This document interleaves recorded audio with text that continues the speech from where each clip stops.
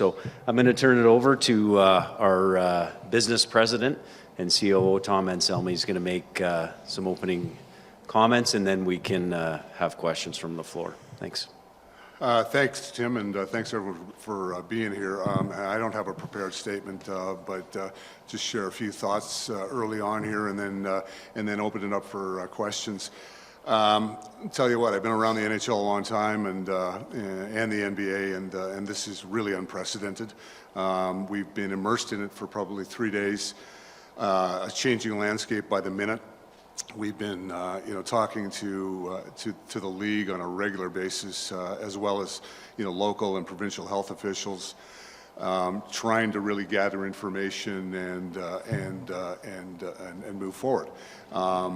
We supported the league's decision to postpone play. We're still very hopeful that we're coming back and playing some or all of the balance of the regular season, the playoffs this spring, and we're going to be ready for that. Right now, our focus is really on the health and welfare of our fans and our players and our staff, and being prepared for when hockey returns. But I'll tell you what, it's I don't have Tim talked about Canada. We're still waiting for a lot of direction on the hockey side while the league is working through things with the PA. I don't have a lot more to tell you on the business side either. To be perfectly honest, we're learning minute by minute here and really trying to move on the fly. But suffice to say, unprecedented times, and welcome any questions to the extent we can provide some answers. Great. Up front here, Mark, go ahead. Sportsnet. Two things. Is the building completely dark for now, including concerts and stuff? And what will the Oilers be doing for all part-time work here? Thanks, Mark. So as of last night, I think it was, Live Nation and AEG both came out and said they're suspending any touring. So, for all intents and purposes, we don't have anything going on in the building. As it relates to all of our staff, we're still thinking through all of that stuff. I started by saying the health and welfare of our people and our fans and our players is paramount. We're trying to figure all of that out on the staffing side. We're talking to all the other teams. We're talking to the league, trying to figure out what everyone does. But suffice to say, we're still very hopeful that hockey's coming back, and we're going to play a lot of hockey and a lot of playoff hockey this year, and get everyone back to work as quick as possible. Ryan. Tom, Ryan Rashawn with TSN. Season ticket holders may be wondering what happens if games get carved off the schedule this year. What happens to the money they've invested, potential playoff tickets? I know there's some answers you don't have, but what can you tell season ticket holders about their investment? Well, what I can tell them is stay tuned, and we're working through all that right now. Our guys were on a call with the league yesterday late afternoon, trying to sort through all that. And of course, it's different for everybody, whether you're a season ticket holder, a suite holder, a sponsor, a single ticket buyer that bought a game 3 weeks out from now. So we're trying to work through all of that. We got a little bit of background from previous work stoppages on how to manage that. So that's kind of in the pipeline right now. We'll probably have some announcements to make sometime in the next couple of days, hopefully. Yeah. Derek, go ahead. Derek, I'm supposed to be. Tom, just want to ask about, is the initial plan to play the rest of the schedule and then maybe move it back 2 weeks, or what were the discussions when it comes to the schedule and proceeding forward, or you just going to chop 2 weeks off the schedule and then start the playoffs? What was the initial discussion? There's been no plan right now. The league is presumably looking at all kinds of different options, but obviously when you don't have an end date here, it's difficult to predict anything. So I'm sure the league's going to look at a variety of different options once we've got some more clarity on when we might come out of this thing at the other end. Terry, go ahead. Hey, Terry. Is it your intention to test your part-time and full-time staff in the next few days? Terry, we're taking all our cues from EHS right now. So we literally put a fact sheet together today, I think, or last night, that's going out for all our staff tomorrow on whether they can work from home and what to do if I don't feel good and all those kind of things. Whether we need to test people or not, I'm not sure. We're going to take direction, obviously, from the health officials on all of that. But, I heard a statistic not too long ago that at some point in time through this process, as many as 50% of Canadians might be touched by this virus. And so, so we're going to look to the health officials to tell us, do we need to test everybody? Is it when you're symptomatic? I mean, we just don't know all of that yet. Daniel, let's go. Daniel from The Athletic.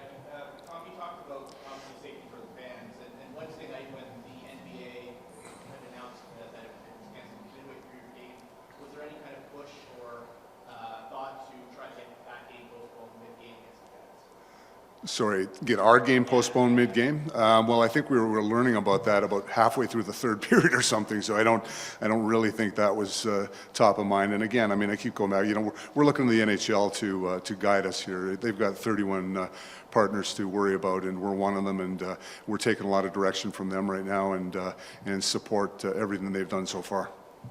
Adam? Hey, Adam. Is there any kind of estimates about, the potential lost revenue? Well, we have a pretty good handle on how our business operates, but, that's like asking how long a rope is, right? Until we know, whether we've lost games or not, it's kind of it's almost an irrelevant exercise. So, our focus right now really is trying to figure out, what are we doing with our fans? What are we doing with our people? Working with the league and giving them the information they need so that they can make the decisions they need to make. Ken and the guys are waiting for all kinds of direction on the player side, and the league's working through it with the PA. So just a lot of balls in the air right now, and we're 24 hours into this, right? So it's still a very much a moving target. Jason? Jason Greger, TSN 1260. The season ticket renewal date is, I think, March 21st.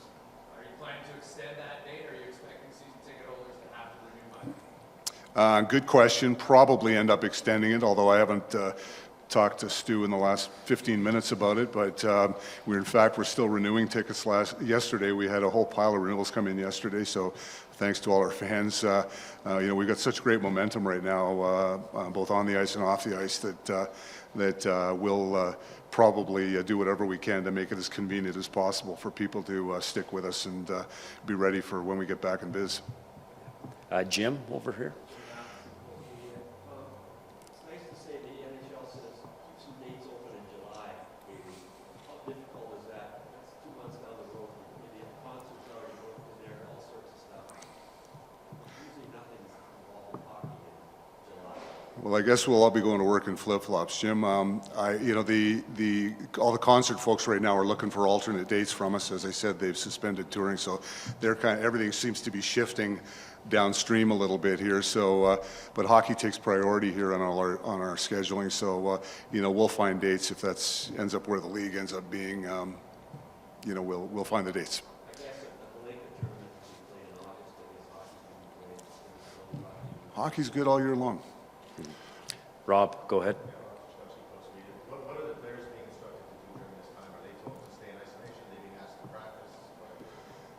All we know right now is they've been asked to stay home, and the guys are waiting for further direction as the league works through that with the PA. Ryan? Brian Truck, TSN again. Hey, Ryan. The league has said that they're not going to mandate that players get tested, just sort of follow the medicine if they have symptoms.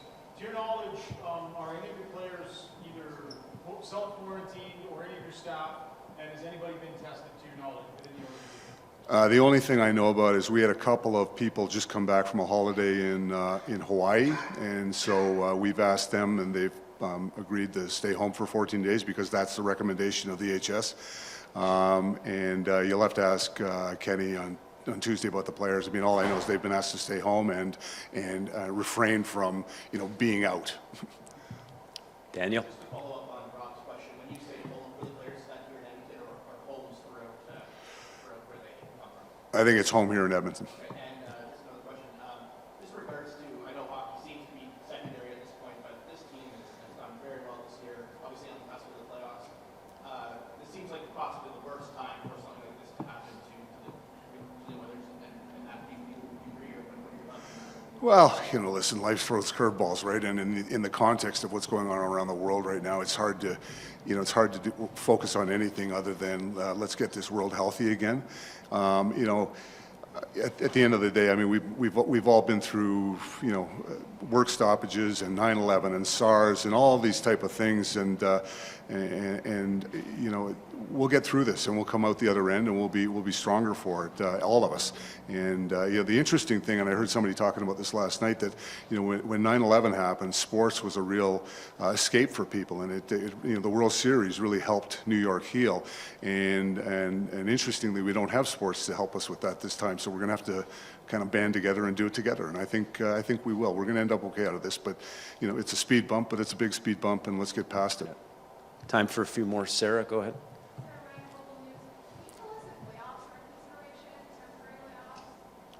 Sorry. You know, we've got nothing planned right now. Like I said, we're looking at all the different options, but at the same time, right now, our focus is, you know, this is going to be some sort of short-term pause, and we're going to get back to playing hockey. You know, we know we're getting back to playing hockey. The question is when, and so we're sort of planning for every eventual scenario, but we've got nothing cemented right now. Jim? Went through your mind when you heard the NBA player tested positive. That if you tested positive in basketball, what if you test positive for players? Well, I think when we first heard that, I think that was when, you know, the NBA made the decision that they were going to suspend play, and I think all of us, suspected that we weren't too far down the road from the NHL, and there was, you know, we all saw a bit of a tipping point that happened yesterday where, you know, once one of us jumped off the cliff, we all knew that we had to and knew that it was the right thing. And I'll tell you what, I applaud all these leagues, whether it's you know, Gary Bettman and Adam Silver and their help, or you know, the minor league team in Prince Albert that had to make a tough decision the other day. I mean, you know, and Hockey Canada and all of us. I mean, this is the right thing to do until we get the world back on track. Rob, just a couple more. Yeah.